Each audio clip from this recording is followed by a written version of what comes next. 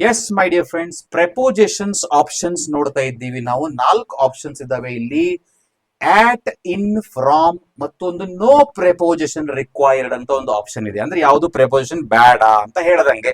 ಹಂಗೂ ಇರ್ತಾವ ಒಂದೊಂದ್ಸಲಿ sentence correct ಇರ್ತವೆ, ಅದನ್ನು ಕೂಡ ನಾವು ಅಬ್ಸರ್ವ್ ಮಾಡಬೇಕು. ಇಲ್ಲಿ ಬೇಕೋ ಬೇಡ ನೋಡೋಣಂತೆ. ನಾನು ಸೆಂಟೆನ್ಸ್ ಏನಿದೆ ಇಲ್ಲಿ, ಶಿ ನಾರ್ಮಲಿ ಟೇಕ್ಸ್ ಬ್ರೇಕ್ಫಾಸ್ಟ್ ಅಂದ್ರೆ ಅವಳು ಬ್ರೇಕ್ಫಾಸ್ಟ್ ಮಾಡುವಂತ ಒಂದು ಸಮಯದ ಬಗ್ಗೆ ಹೇಳ್ತಾ ಇದ್ದಾರೆ.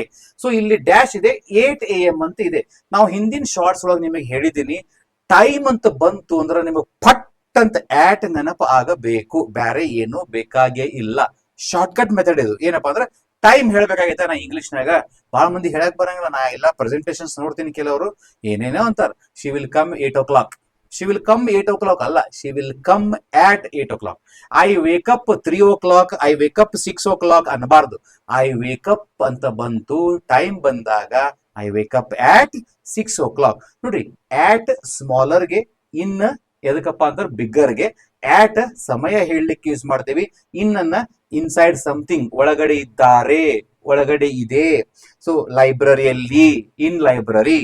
ಡೆಲ್ಲಿಯಲ್ಲಿ, ಇನ್ ಡೆಲ್ಲಿ. ಭಾರತದಲ್ಲಿ, in India.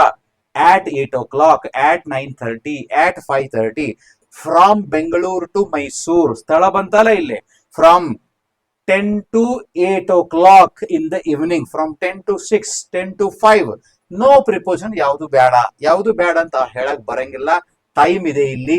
So she normally takes breakfast at 8 o'clock. ನೀವು ವಿಚಾರ ಮಾಡ್ರಿ, ನೀವು ಬ್ರೇಕ್ಫಾಸ್ಟ್ ಎಷ್ಟಕ್ಕೆ ಯೂಸ್ ಮಾಡ್ತೀರಿ ಅನ್ನೋದನ್ನ ಇಂಗ್ಲಿಷ್ ನ ಹೇಳ್ರಿ. ಐ ಹ್ಯಾವ್ ಮೈ ಬ್ರೇಕ್ಫಾಸ್ಟ್ ಆಟ್ 7:30. ಊಟ ಎಷ್ಟಕ್ಕೆ ಮಾಡ್ತೀರಿ? ಐ ಹ್ಯಾವ್ ಲಂಚ್ ಆಟ್ 1:30. ಚಹಾ ಎಷ್ಟಕ್ಕೆ ಕುಡಿತೀರಿ? ಐ ಡ್ರಿಂಕ್ ಟೀ ಆಟ್ 5:30. ನಾಷ್ಟ ಎಷ್ಟಕ್ಕೆ ಮಾಡ್ತೀರಿ? ಸಂಜೆಗೆ ಸ್ನಾಕ್ಸ್ ಎಷ್ಟೊತ್ತಿಗೆ ತಿಂತೀರಿ? I eat snacks at 6 o'clock. ರಾತ್ರಿ ಊಟ ಎಷ್ಟಕ್ಕೆ ಮಾಡ್ತೀರಿ?